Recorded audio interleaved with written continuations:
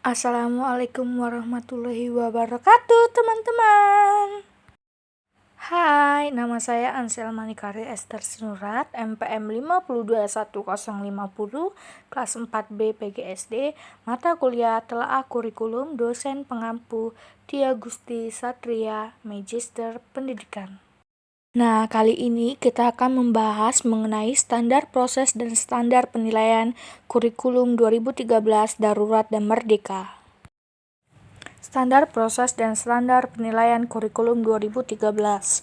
Untuk elemen standar proses, bahwa semua siswa mulai dari SD sampai dengan SMA atau SMK harus memiliki kemampuan untuk mengamati, menanya, mengolah, menyajikan, menyimpulkan, bahkan mencipta. Belajar tidak hanya terjadi di dalam kelas, tetapi juga boleh di luar kelas. Dan sikap atau attitude tidak diajarkan secara verbal, tetapi siswa akan lebih banyak melihat dari apa yang dicontohkan oleh guru dan memberikan sari tauladan yang baik.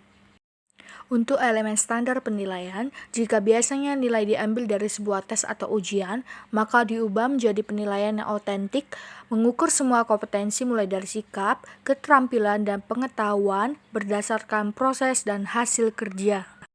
2. Standar proses dan standar penilaian kurikulum darurat.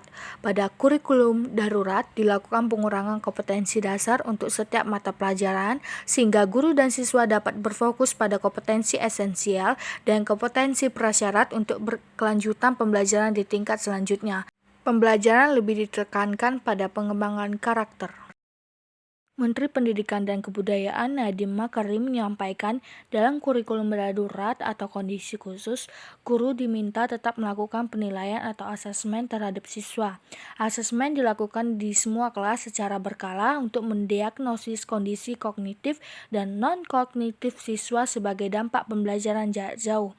Hasil asesmen digunakan sebagai dasar pemilihan strategi pembelajaran dan pemberian remedial atau pembelajaran tambahan untuk peserta didik yang paling tertinggal.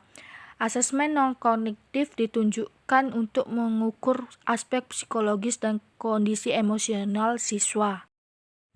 3. Standar proses dan standar penilaian kurikulum merdeka.